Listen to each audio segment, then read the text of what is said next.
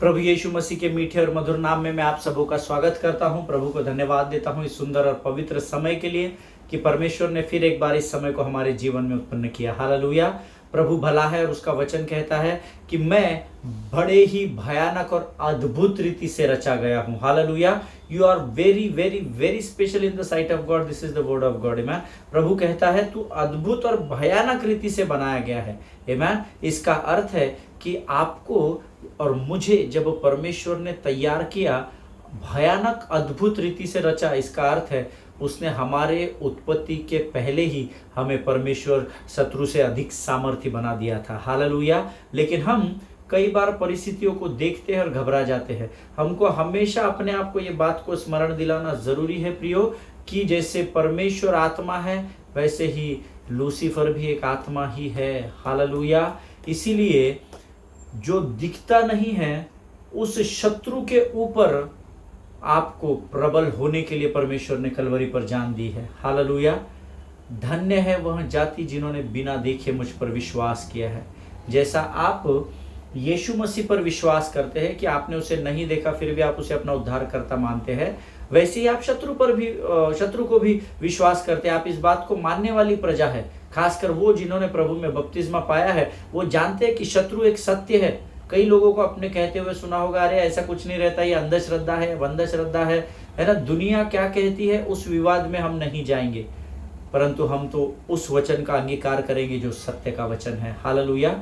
एक बहुत ही साधारण बात है, अगर अंधेरा है, अगर उजाला है तो अंधेरा भी है, अगर दिन है तो रात भी है।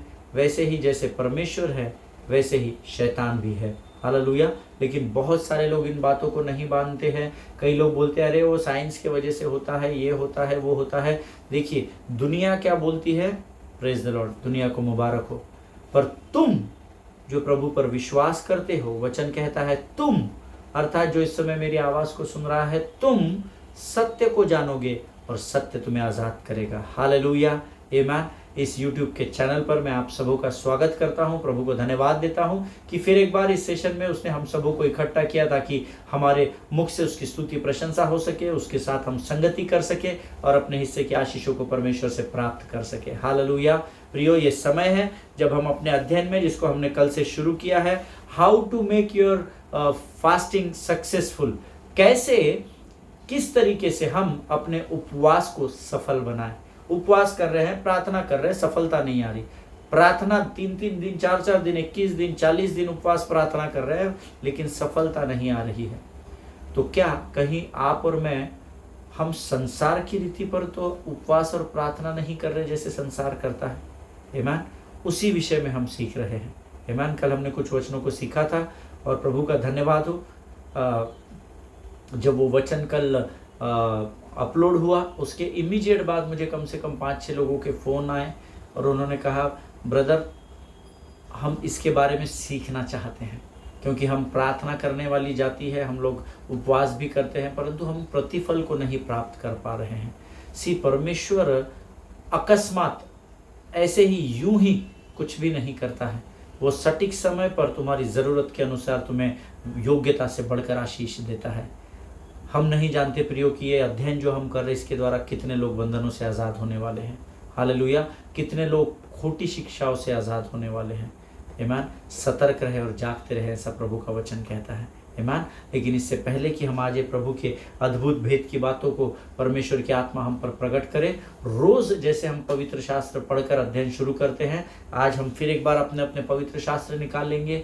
आज हमने पढ़ने के लिए जो वचन चुना है वो पाया जाता है भजन संहिता 3, उसके 8 वचनों को हम पढ़ेंगे। भजन संहिता में 3 में 8 ही वचन है और हम इन पूरे 8 वचन को पढ़कर प्रभु की महिमा करेंगे। मैं चाहता हूँ मैं यहाँ पर पढ़ूँ और आप अपने स्थान पर उन वचनों को पढ़ें। आमीन। वचन कहता है, हे यहोवा मेरे सताने वाले कितने बढ़ गए हैं, वे जो मेरे विरुद्ध उठते हैं बहुत है। बहुत से मेरे प्राण के विषय में कहते हैं, उसका बचाव परमेश्वर की ओर से नहीं हो सकता। परंतु हे यहोवा तू तो मेरे चारों ओर मेरी ढाल है, तू मेरी महिमा और मेरे मस्तक को ऊंचा करने वाला है। मैं ऊंचे शब्द से यहोवा को पुकारता हूँ और वह अपने पवित्र पर्वत पर से मुझे उत्तर देता है। मैं लेट कर सो गया फिर जाग उठा, क्योंकि यहोवा मुझे संभालता है। मैं उन 10,000 मनुष्यों से नहीं डरता जो मेरे विरुद्ध चारों ओर पाती बांधे खड़े हैं। उठ हे यहोवा, हे मेरे परमेश्वर, मुझे बचा ले। क्योंकि तूने मेरे सब शत्रुओं के जबड़ों पर मारा है और तूने दुष्टों के दांत तोड़ डाले हैं। उद्धार यहोवा ही से होता है। हे यहोवा, तेरी आशीष तेरी प्रजा पर हो। हालेलुया, आमीन। ये अद्भुत वचन है। ये दाऊद राजा तब लिखता है जब अबशालोम जो उसका पुत्र है, जब अबशालोम उसे मारने के लिए, अपने पिता को मारने के लिए योजना तैयार करता है। ये तब जब दाऊद उसके सामने से उड़ भागता है, उस समय का वचन है। हालेलुया। इस वचन पर, खासकर इस भजन संहिता 3 पर, जब मैं पिछले दिनों एक कलीसिया में प्रचार कर रहा था, तो किसी ने मुझसे कहा कि पास्टर एक क्वेश्चन है, क्योंकि एक क्वेश्चन आंसर राउंड था। उसमें मैंने उनसे पूछा अगर आपके पास कोई प्रश्न है तो आप मुझसे ज़रूर पूछे। और एक बेटे ने, एक लड़के ने मुझे, एक जवान ने मुझे पूछा कि 18-20 साल का हो रहा होगा, और उसने मुझसे पूछा कि पास्टर, दाऊद को उसके पापों की सज़ा मिल रही थी क्या, क्योंकि उसका बेटा है उसको घात करने पर लगा हुआ था। बहुत इजी होता है लोगों को जजमेंट करना, बहुत इजी होता है। आमीन। मैंने उस बेटे को उसका उत्तर सटीक रूप से दिया जो उस समय प्रभु ने मुझे अगुवाई की। लेकिन मैं उस बच्चे के विषय में बाद में सोच रहा था, क्योंकि बेटा बाप के पीछे लग गया है इसका मतलब बाप ने पाप किया है? नहीं, बाइबल कहता है परमेश्वर का अभिषिक्त दास था। आमीन। परमेश्वर के हृदय के करीब रहने वाला दाऊद था। आमीन। हम बहुत जल्द लोगों के न्याय पर आ जाते हैं, बहुत जल्द। अरे पवित्र शास्त्र में ऐसा लिखा हुआ है इसलिए उसने पाप किया। Let us pray to God today. आज हम प्रभु से प्रार्थना करें कि प्रभु तू हमें नम्र और दीन बना। तू हमें लोगों को क्षमा करने वाला बना, ना कि उनका न्याय करने वाला। हालेलुया। प्रिय वचन कहता है, यहाँ पर दाऊद कहता है, यहोवा मेरे सताने वाले कितने बढ़ गए हैं, वे जो मेरे विरुद्ध उठते हैं बहुत है प्रभु। आज शायद इस वचन में आप भी कहीं ना कहीं पाए जाते हो सकता है आज आपके भी चारों ओर सताने वाले बहुत हो, जो आपके विरुद्ध उठे हैं और आपको खत्म करने की कोशिश में लगे हों। आमीन। वचन कहता है, बहुत से मेरे प्राण के विषय में कहते हैं कि उसका बचाव परमेश्वर की ओर से नहीं हो सकता। आज शायद आप टीम ए में हो या टीम बी में हो, दोनों में से एक जगह आप जरूर हो। कहाँ पर? या तो आपके विषय में लोग ये बात कह रहे हैं, अरे ये बहुत पापीनी बहन है, अरे इसने बहुत पाप किया, अरे ये आदमी ऐसा है, अरे ये धोखा देता है, अरे ये चोर है, अरे ये इसने व्यभिचार किया, अरे इसने ये किया है, उसने वो किया है, और परमेश्वर तो अब इसको बचाएगा नहीं। शायद आप के विरोध में आज लोग ऐसी बात कर रहे हो, या शायद आप उस भीड़ का हिस्सा हो जो लोगों के विरोध में ये बात कह रहा है। आप अपने आप से पूछिएगा आप किस भाग में हो। आमीन। लेकिन उसके बाद का ये जो भजन संहिता 3:3 है, इसको आप पूरा अंडरलाइन कर ले। परंतु हे यहोवा, तू तो मेरी ढाल है, तू मेरे महिमा और मस्तक को ऊंचा करने वाला परमेश्वर है। हालेलुया, आमीन। आइए प्रियो, ये तीसरे वचन को हम सब मिलकर अपने मुख के द्वारा अंगीकार करें। परंतु हे यहोवा, तू तो मेरे चारों ओर मेरी ढाल है, तू मेरी महिमा और मेरे मस्तक का ऊंचा करने वाला परमेश्वर है। आमीन। हालेलुया। जब आप अंगीकार करते हैं तो आपके विश्वास के परिमाण के अनुसार प्रभु आपको आशीष देता है। आमीन। मैं ऊंचे शब्द से यहोवा को पुकारता हूं और वह अपने पवित्र पर्वत पर से मुझे उत्तर देता है। यीशु नासरी गूंगा, बहरा, अंधा परमेश्वर नहीं है। जब आप पुकारते हैं तो उसका वायदा है, वह आपको उत्तर देता है। हालेलुया, आमीन। मैं लेटकर सो गया, फिर जाग उठा, क्योंकि यहोवा मुझे संभालता है। इसलिए दिन प्रतिदिन जब आप अपने बिछौने पर अपनी आंख को खोलकर अपने विवेक बुद्धि में जागते हो, अपने कॉन्शियस में आते हो, सबसे पहले यहोवा को धन्यवाद दे। सबसे पहले मोबाइल उठाकर व्हाट्सएप चेक ना करे, फेसबुक में लेटेस्ट क्या अपडेट आया वो चेक ना करे, सबसे पहले यहोवा को धन्यवाद दे। मैं लेटकर सो गया प्रभु, फिर जाग उठा, क्योंकि तूने मुझे संभाला है। परमेश्वर के उपकारों को दाऊद यहाँ धन्यवाद दे रहा है। क्या आप परमेश्वर के उपकारों के लिए धन्यवाद देते हैं क्या? ये आप तय करें। आमीन।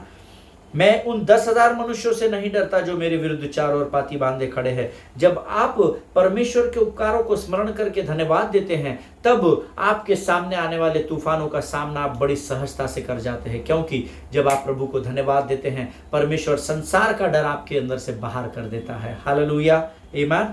7वें वचन में प्रभु कहता है, उठ हे यहोवा, हे परमेश्वर मुझे बचा ले, क्योंकि तूने मेरे सब शत्रुओं के जबड़ों पर मारा है और तूने दुष्टों के दांत तोड़ डाले हैं। हालेलुया। प्रभु की मार बहुत भयंकर है। आमीन। जबड़े तोड़ डाले हैं और दांत तोड़ डाले, इसके विषय में हम कभी और सीखेंगे जब प्रभु हमें जब भी अगुवाई करेगा। बहुत अद्भुत अध्ययन है इसके ऊपर, और जब प्रभु अगुवाई करेगा तो हम ज़रूर सीखेंगे। बहरहाल ये वचन हमको बता रहा है कि जब हम परमेश्वर पर निर्भर हो जाते हैं, वो हमारे शत्रु के मुख को जबड़ों और दांतों को तोड़ने के द्वारा बंद कर देता है। हालेलुया। उद्धार यहोवा ही से होता है। हे यहोवा, तेरी आशीष तेरी प्रजा पर हो। आमीन। ये भजन संहिता 3, इसके ये जो 8 वचन है ना, ये मैंने अपने घर की अलमारी पर लगा कर रखे हैं। जब भी मैं उस अलमारी को खोलता हूँ तो मैं रोज पहले उस वचन को पढ़ता हूँ, भजन संहिता 3:3। आमीन। प्रियो, ये बहुत ही आशीषित वचन है। प्रभु करे परमेश्वर इन वचनों को समझने में आपकी सहायता करे। आमीन। आइए हम अपने वचनों की ओर बढ़ेंगे। पवित्र आत्मा हमसे बात करने के लिए तैयार है। आइए हम अपने आप का समर्पण प्रभु को दें। खुदावन प्रभु यीशु नासरी के नाम से सुंदर और पवित्र समय के लिए हम तुझे धन्यवाद देते हैं। राजा, तूने फिर एक बार आज प्रभु इन वचनों के द्वारा हमसे बातचीत की। तू हमारी महिमा और मस्तिष्क को ऊंचा करने वाला परमेश्वर है। तेरे इस वायदे के लिए हम तेरा धन्यवाद देते हैं। राजा, आने वाले वचनों को ग्रहण करने के लिए लगने वाली स्वर्गीय शांति, स्वर्गीय शक्ति, बल, बुद्धि और ज्ञान से भरकर हमें तैयार कर। ये वचन जो हम तुझसे प्राप्त करते हैं, ये व्यर्थ न होने पाए प्रभु, परंतु तेरे समय में हमारे जीवन के द्वारा तेरी महिमा को प्रकट कर सके। राजा, सारी बातों में महिमा तुझको देते हैं। आगे के संपूर्ण समय को तुझे समर्पित करते हैं और इस विनती को धन्यवाद के साथ हमारे उद्धारकर्ता जीवित परमेश्वर यीशु नासरी के मीठे और पवित्र नाम में मांगते हैं। सुनिए और बड़ी दया से ग्रहण कर। आमीन, आमीन, आमीन। हालेलुया। फिर एक बार इस YouTube के चैनल पर आप सबों का स्वागत करता हूं। कल हमने रूत की किताब उसके 3 अध्याय उसके 3 वचन को पढ़ा था। फिर से एक बार हम आज उसी अध्ययन को पढ़कर आज के उस वचन को पढ़कर अध्ययन को शुरू करेंगे। The book of Ruth chapter 3 and verse 3 says, Ruth 3 उसका 3 वचन कहता है, तू स्नान कर, तेल लगा और अच्छे वस्त्र पहनकर खलिहान को जा, परंतु जब तक वह पुरुष खा पी न चुके तब तक अपने को उस पर प्रकट न करना। और इसके विषय में कल हमने अध्ययन किया था। कल मैंने आपको एक बहुत ही इंपॉर्टेंट बात बताई थी। I told you that you may know God about God, you may know about God, but it is very well there are chances that you may still not know God. आमीन। प्रियो, कई बार आप और मैं, जब मैंने कल इस वचन को आपको बताया, मैंने आपको शुरुआत में बताया कि कुछ लोगों ने मुझे फ़ोन करके कहा, उन्होंने कहा भैया आपने जो बोला आपने एकदम सही बताया हमको। हम परमेश्वर के बारे में तो जानते हैं पर हम परमेश्वर को जानते नहीं हैं। परमेश्वर को जानने के लिए आपको परमेश्वर के साथ होना पड़ेगा। अगर आपको अपनी पत्नी को, अपने पति को, अपने बच्चों को समझना है, आपको उनको समय देना पड़ेगा। हालेलुया। उनके साथ संगति करना होगा, तभी हम एक दूसरे को जानने पाएंगे। बहुत सारे लोग हैं जिनके पास बहुत अधिक गहराई के वचन हैं, बहुत सारी बातें हैं, लेकिन फिर भी वो परमेश्वर को जानते नहीं हैं। हालेलुया। और परमेश्वर को जानने के लिए आपको सत्य को जानना पड़ेगा, और सत्य को जानने के लिए आपको प्रभु के साथ जाना पड़ेगा। हालेलुया। आमीन। आज हम इसके आगे की बात सीखेंगे जो भी प्रभु ने मेरे हृदय में डाली है। देखिए, yesterday I was telling you, when you begin to fast and pray, जब आप उपवास और प्रार्थना करना शुरू करते हैं, then you begin to know him. आमीन। तब कहीं आप जाकर प्रभु को समझने लगते हैं। तो पास्टर फिर कितने दिन प्रार्थना करें? जैसे प्रभु आपको अगुवाई करे। आमीन। मैं शुरुआत के दिनों में प्रार्थना नहीं करता था, उपवास नहीं करता था। प्रार्थना तो करता था, उपवास नहीं करता था, क्योंकि मुझे कभी अगुवाई नहीं होती थी।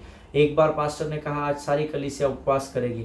मुझे उसके पहले सिखाया गया था कि जब 2 या 3 लोग किसी बात को मिलकर बांधते हैं तब वो बंधेगी और तभी वहीं खुलेगी। मैंने कहा प्रभु ने पास्टर को बताया तो प्रभु मुझे भी बता कि मैं उपवास करूँ या नहीं करूँ, सिर्फ पास्टर के बोलने से क्यों करूँ। That was the first day in my life when I fasted and prayed for God. Amen. With God, for God. Amen. मैंने वो पहला दिन था जब प्रभु की आत्मा ने मुझसे बात की थी, मैं चाहता हूँ कि तू इस कलीसिया के साथ उपवास का भागी बने। आमीन। और हमने उपवास और प्रार्थना के और अद्भुत प्रतिफल को मैंने परमेश्वर से पाया। हालेलुया। See when you fast and pray you begin to know him, तब आप परमेश्वर को जानने लगते हैं। Your fasting should be worth and not just the time pass. आमीन। दुनिया कर रही है इसलिए आप उपवास मत करें। वेट लॉस करने के लिए उपवास करना अलग बात है। आमीन। पास्टर मैं तो पिछले 25 दिन से बहुत ही गिना चुना खा रही हूँ, प्रोटीन्स कम कर दिए मैंने, प्रोटीन्स बढ़ा दिए मैंने, कैलोरीज कम कर रहा हूँ, बर्न कर रहा हूँ। वो फास्टिंग प्रभु को, उसके के द्वारा प्रभु को नहीं जानने पाएंगे। हालेलुया। प्रभु के साथ बैठकर जब आप उपवास प्रार्थना करेंगे तब आप प्रभु को जानने पाएंगे। हालेलुया। See always remember whatever you do for the kingdom of God, in the kingdom of God you need to be serious, because winning souls is a most serious business in this world. हालेलुया। जब भी आप परमेश्वर के साथ उपवास प्रार्थना को बैठते हैं तो आपको गंभीर होना चाहिए, क्योंकि इस पृथ्वी पर अगर सबसे गंभीर और सबसे फलदायी कोई व्यवसाय है तो वो आत्माओं को जीतने का व्यवसाय है। हालेलुया। लेकिन उसके प्रति आपको गंभीर रहना पड़ेगा। जितने गंभीर आप आपके काम के प्रति हो, जितने गंभीर आप अपनी ज़रूरतों को पूर्ण करने के प्रति हो, जितने गंभीर आप आपके परिवार का पालन पोषण करने के प्रति हो, उसके कई गुना अधिक गंभीर आपको प्रभु के प्रति होना पड़ेगा। हालेलुया। तभी आपके पाप उपवास और प्रार्थना का प्रतिफल आप प्राप्त करेंगे। आमीन। सी द फास्टिंग, और बहुत सारे लोगों को बहुत सारे कन्फ्यूजन होते हैं। आज से हम 3 दिन का उपवास करेंगे। किसने बोला? नहीं, मेरी इच्छा हुई पास्टर साहब। नहीं, इच्छा के लिए उपवास नहीं होता है ना। इच्छा पूर्ण करने के लिए उपवास मत करें। आप उसकी सजा दूसरों को क्यों दे रहे भाई? आओ हम सब उपवास करेंगे, उसके लिए उपवास नहीं करना। सी, always remind yourself whenever it's about fasting and praying, always remind yourself that fasting is not about the church, it's not about the rules, it's not about the religion, it's not about anything, but it is only and only about Jesus. Hallelujah. किसी कलीसिया के लिए नहीं, किसी विशेष कार्य के लिए नहीं, किसी सरकार को बदलने के लिए नहीं, सरकार को नियुक्त करने के लिए नहीं, उन बातों के लिए उपवास नहीं होता। उपवास यीशु मसीह के लिए किया जाता है। हालेलुया। इस बात को याद रखिएगा। जब आप यीशु को स्मरण करके उपवास और प्रार्थना करेंगे तभी आप यीशु से प्रतिफल पाएंगे। संसार की बातों को प्राप्त करने के लिए उपवास करेंगे, it will not work in the kingdom of God. आमीन। परमेश्वर वाणी के बाहर, वाचा के बाहर जाकर काम नहीं करता है। अगर आप उपवास और प्रार्थना करनी है तो यीशु के लिए और यीशु के साथ मिलकर करें, और फिर परख कर देखें कि यहोवा कैसा भला परमेश्वर है। हालेलुया। आमीन। जब आप उपवास करते हैं तो क्या होता है पास्टर साहब? आप परमेश्वर के समीप आ जाते हैं। आमीन। नहीं, हमने कभी ऐसा महसूस नहीं किया, क्योंकि आपने अपने भलाई के लिए उपवास किया, आपने सरकार उठाने के लिए, गिराने के लिए उपवास किया, आपने प्रमोशन के लिए उपवास किया, आपने नए मोबाइल के लिए उपवास किया, आपने अपने स्वार्थ के लिए उपवास किया।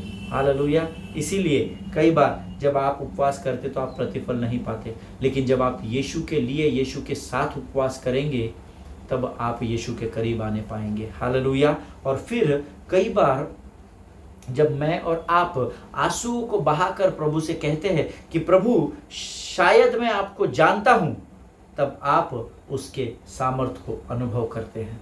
हालेलुया। सिर्फ रोने से, जोर जोर से छाती पीटने से, राख लगाने से अभी कुछ नहीं होता। वो पुराने समय में हुआ करता था, क्योंकि वो व्यवस्था का भाग था। आमीन। जब आप आत्मा और सच्चाई से अपने आप को प्रभु के समीप लेकर जाते, उपवास और प्रार्थना में आपके आंसू बहने लगते हैं, तब आप परमेश्वर के स्पर्श को भी प्राप्त करेंगे। हालेलुया। आमीन। यहाँ पर हम जो ये अध्ययन कर रहे हैं रूत की पुस्तक से, बहुत अद्भुत किताब है, आप जरूर पढ़िएगा रूत की किताब। यहाँ इस अध्ययन में नियोमी अपनी बहू रूत को 5 ऐसे अद्भुत सुझाव देती है या एडवाइस देती है जो उसे उसके होने वाले दूल्हे अर्थात बोआज के या बोझ के करीब लेकर आए। हालेलुया। नियोमी जो रूत की सास है, रूत जो एक विधवा है, जो नियोमी की बहू है, जिसका नियोमी का बेटा मर चुका है और इस रूत का पति मर चुका है, उसी रूत को उसकी सास अर्थात नियोमी 5 अद्भुत बातें बताती है जो उसको उसके दूल्हे के करीब लेकर जाते हैं। आमीन। यहाँ पर रूत जो है वो कलीसिया है, बोआज जो है वो यीशु मसीह है, और नियोमी जो है वो परमेश्वर, स्वर्ग का परमेश्वर यहोवा परमेश्वर है। हालेलुया। इस बात को अपने नोट्स में लिख लीजिएगा, ताकि आपको हर बार जब बोआज का नाम है, अरे यीशु के बारे में बात हो रही है, रूत का नाम है, मेरे बारे में, आपके बारे में बात हो रही है, नियोमी का नाम है, अरे स्वर्गीय पिता की आज्ञा का पालन करना है। आमीन। इस बात को, ताकि आपको ये अध्ययन समझने में बड़ी आसानी हो। आमीन। मैं कोशिश करूंगा कि बड़े सरल तरीके से, बहुत आसानी के साथ मैं आपको, मुझे नहीं पता होता है कि आपको वचन समझते हैं भी है या नहीं, लेकिन जितना आसानी से मैं आपको समझा सकता हूँ, आई ट्राई इट आउट। आमीन। बोआज कौन है? यहाँ पर दूल्हा है। दूल्हा कौन है? यीशु मसीह है। रूत कौन है? दुल्हन है। दुल्हन कौन है? कलीसिया है। और नियोमी जो उसे सुझाव दे रही है, जो उसे एडवाइस दे रही है, वो कौन है? स्वर्ग का परमेश्वर यहोवा है। हालेलुया। सबसे पहली बात, जो लोग नोट्स लिखते हैं वो लिख ले, जो नियोमी अपनी बहू रूत को बताती है, अर्थात पिता अपनी दुल्हन को बताता है, be freshly cleansed, this is the word which is written in the word of God. Ruth की किताब उसके 3 अध्याय के 3 वचन का शुरुआत, बी फ्रेशली क्लींस्ड, तू स्नान कर। जब आप स्नान करते हैं तो क्या करते हैं? अपने शरीर की गंदगी को हम साफ करते हैं। हालेलुया, आमीन। जब कभी भी आप उपवास और प्रार्थना के लिए आए, सबसे पहले अपने आप को साफ करें, पवित्र करें और शुद्ध करें। हालेलुया। जिनके सुनने के कान हो वो सुन ले कि प्रभु का आत्मा क्या बताना चाहता है। The word says be freshly cleansed and that is what we do when we fast. और हमको उपवास के समय सबसे पहले अपने आप को शुद्ध और पवित्र करना है प्रियो। हालेलुया। जब हम उपवास करते हैं तो सबसे पहले हमें स्नान करना है। इसका अर्थ सुबह 4 बजे उठकर गर्म पानी से ठंडी के दिन में स्नान करके उपवास को नहीं बैठना है। आत्मिक स्नान के विषय में बाइबल यहाँ बता रहा है। हालेलुया। स्पिरिचुअल बात, the word is speaking about be freshly cleansed, तू स्नान कर। तो अपने अपने पवित्र शास्त्र में लिख ले, आत्मिक स्नान, स्पिरिचुअल बात। The word of God is speaking about spiritual बात, आत्मिक स्नान करना है। हालेलुया। अब शायद आप पूछेंगे, या क्योंकि ये मेरा प्रश्न प्रभु से था, प्रभु आत्मिक स्नान कैसे करें, उसके लिए अलग पानी मिलता है क्या? मैंने प्रभु से प्रश्न पूछा। I talk with God like my own father, amen, and I know he is my father, amen, he is my heavenly father. So मेरा तरीका या आपका अलग हो सकता है। मैंने प्रभु से पूछा, प्रभु आत्मिक स्नान क्या होता है? जब मैं इसके लिए प्रार्थना कर रहा था, प्रभु से बातचीत कर रहा था, the spirit of the lord spoke. See मैंने आपको कई बार बताया, प्रभु हमेशा वचन के द्वारा ही बात करता है, वचन के बाहर जाकर बात नहीं करता है। पहले वो आपको वचन में लेकर जाएगा। मेरे पासवान पास्टर बेंजामिन जो थे, उनसे आप दुनिया का कोई भी प्रश्न पूछे, हाँ बाबा घर पे आ जाओ, बात करते हैं, बैठते हैं, डिस्कस करते हैं, लेकिन उनका डिस्कशन का शुरुआत भी पवित्र शास्त्र और उनका अंत भी पवित्र शास्त्र। उनकी शुरुआत भी पवित्र शास्त्र से होती थी और कंक्लूजन जो होता है, जो परिणाम था, वो भी पवित्र शास्त्र से ही बाहर आता था। आमीन। इसीलिए परमेश्वर आपसे एक्सपेक्ट करता है कि आप वचन में ही बने रहे। वचन के बाहर जाकर इमोशंस में आकर कोई भी प्रार्थना के शब्द को स्वर्ग तक पहुंचाने की कोशिश ना करें। आप वचन के आधार पर प्रार्थना करें, उपवास करें, मैं आपको गारंटी देता हूं आप सफलता को प्राप्त करेंगे। हालेलुया। हमेशा आपको प्रभु वचन के द्वारा बताएगा। आमीन। जब मैंने प्रभु से पूछा कि प्रभु आत्मिक स्नान का मतलब क्या है, you said here be freshly cleansed, तू कह रहा है यहाँ तो रूत उपवास भी नहीं कर रही है, इनकी तो स्टोरी पूरी अलग चल रही है, लेकिन तूने मुझे यहाँ डाइवर्ट किया कि मैं उपवास के बारे में लोगों तक इस संदेश को पहुंचाऊं, तो आत्मिक स्नान के बारे में तू क्या सिखाना चाहता है? God told me to open the Bible। मैं चाहता हूं आप भी इस समय मेरे साथ पवित्र शास्त्र खोले और 2 कुरिन्थियों उसका 7वां अध्याय उसका पहला वचन हम सब निकालेंगे। 2 कुरिन्थियों उसका 7वां अध्याय उसका पहला वचन। The word says, therefore, having these promises, beloved, let us cleanse ourselves from all filthiness of the flesh and spirit, perfecting holiness in the fear of God. Amen. Perfecting holiness in the fear of God, पूरा का पूरा underline या highlight कर ले। Amen. फिर से एक बार हम पढ़ेंगे, आपके पास जिस भी भाषा में वचन हो आप पढ़ सकते हैं।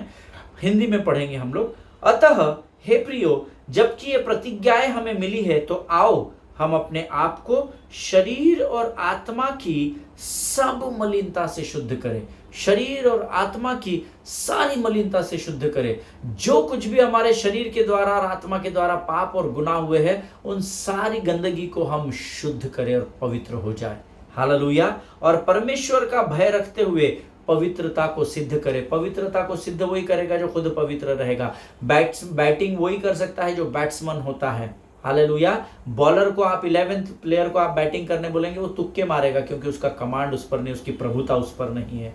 आमीन। वचन कहता है 2 कुरिन्थियों 7वां अध्याय पहला वचन, अतः हे प्रियो, जबकि ये प्रतिज्ञा हमें मिली है, तो आओ हम अपने आप को शरीर और आत्मा की सब मलिनता से शुद्ध करें और परमेश्वर का भय रखते हुए पवित्रता को सिद्ध करें। So if you want to draw near to the spirit of the lord, और if you want to draw near to the redeemer, then you must be clean. This is the word of God. Hallelujah.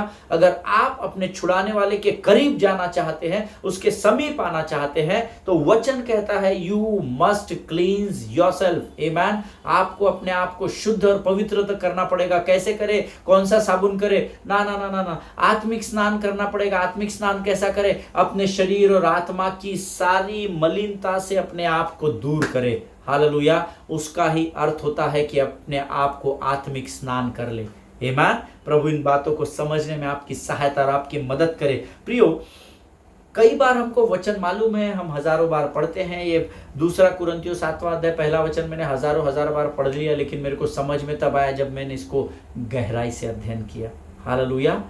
एक गीत है जो मेरे pastor का बड़ा ही favourite गीत था। बहुत बार, ऑलमोस्ट 4 संडे में, महीने के हम लोग 3 संडे इस गीत को गाते थे।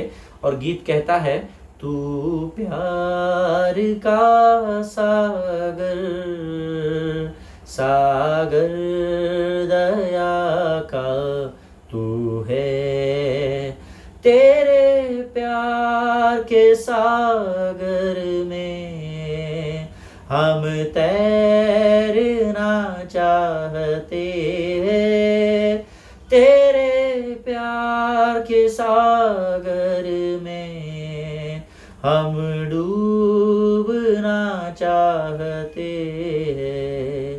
तू प्यार का सागर, सागर दया का तू है। आमीन। प्रियो, अगर आप परमेश्वर के वचनों में उसके समीप जाना चाहते हो तो आपको तैरना और डूबना पड़ेगा। परमेश्वर के प्रेम के उस अथाह कुंड में अपने आप को आपको देना पड़ेगा। देखिए, जहाँ पर गहराई कम होती है ना, वहाँ पर आप तैर नहीं सकते और वहाँ पर आप डूब भी नहीं सकते, क्योंकि जो शॉलो टेम्पर्ड होता है, जो शॉलो भाग होता है, जहाँ पर आपके पाँव टिक जाते हैं, वहाँ पर आप तैर ही नहीं सकेंगे, क्योंकि आप पानी पर फ्लोट करने जाएंगे तो आपके हाथ ही ज़मीन को लगना शुरू हो जाएगा। तैरने के लिए और डूबने के लिए आपको गहराई में जाना पड़ेगा। गहराई मिले सागर की, ऊंचाई मिले आसमां की, पर कोई नाप ना पाएगा गहराई यीशु के प्यार की। आमीन। परमेश्वर के अथाह कुंड में अपने आप को डालना सीखे। जब आप गहराई में जाएंगे तभी तो मोती और कीमती पत्थरों को आप प्राप्त करेंगे। ऊपर के पानी पर आप क्या प्राप्त करेंगे? केवल रेत और छोटे चिकने पत्थर। लेकिन जब आप गहराई में जाएंगे तो आप मूल्यवान पत्थरों को प्राप्त करेंगे। गहराई में जाना पड़ेगा। हालेलुया। ये वचन हमको बताता है, अगर आपको उपवास करना है, सबसे पहली बात, you need to freshly cleansed, तू स्नान कर। ऐसा नियोमी ने अपने बहू रूथ को बताया। आमीन। परमेश्वर करे कि प्रभु इन वचनों के द्वारा आपको आशीषित करे। परमेश्वर अपने वचन को देने का कार्य करता है। उसे ग्रहण करना है या नहीं करना है, ये मनुष्य का चुनाव है। लेकिन आप जो लगातार यहाँ पर आते हैं, वचनों को सुनते हैं, मेरा विश्वास है आप वचनों को गंभीरता से लेते हैं, उसकी ठट्टा नहीं उड़ाते हैं। आमीन। प्रभु इन बातों के द्वारा आपको आशीष दे। आज हम यहाँ पर समाप्त करेंगे, कल हम इससे आगे के वचनों में बढ़ेंगे। तब तक मैं चाहता हूँ आप लोग ये जो रूथ की किताब है इसका अध्ययन जरूर करें। आमीन। आइए इस समय हम प्रभु को धन्यवाद दें और इस समय हम प्रार्थना करें। खुदावन प्रभु यीशु नासरी के नाम से सुंदर और पवित्र समय के लिए तुझे धन्यवाद देते हैं। फिर एक बार सारी बातों को तुझे समर्पित करते राजा, इन वचनों के द्वारा तूने आज फिर एक बार हमें आशीष दी और प्रभु हमें अपने आप को शुद्ध और पवित्र कैसे करना इस विषय में सिखाया। हम तेरा लाखों लाख धन्यवाद देते हैं। अपने आप को संपूर्ण रीति से तुझे समर्पित करते हैं। सर से लेकर पांव तक हम अपने आप को यीशु के लहू में डुबो देते हैं। राजा, हमारी रक्षा कर, हमारी सुधि ले। यीशु नासरी के नाम से इस प्रार्थना को धन्यवाद के साथ मांगते, सुन और बड़ी दया से ग्रहण कर। आमीन, आमीन। हालेलुया। परमेश्वर आप सबों को बड़ी बरकत और बड़ी आशीष दे। परमेश्वर करे कि जो वचन का अध्ययन हम कर रहे हैं वो आपके बुद्धि, ज्ञान, प्राण, आत्मा, शरीर और विचारों को आर पार कर दे। Hallelujah. God bless you all. सभी को जय मसीह की। एक दूसरे के लिए प्रार्थना करें, अपने पासवानों के लिए, उनके परिवारों के लिए जरूर प्रार्थना करेंगे। हम अगली बार को मिलेंगे, तब तक स्वस्थ रहे और सुरक्षित रहे। God bless you all.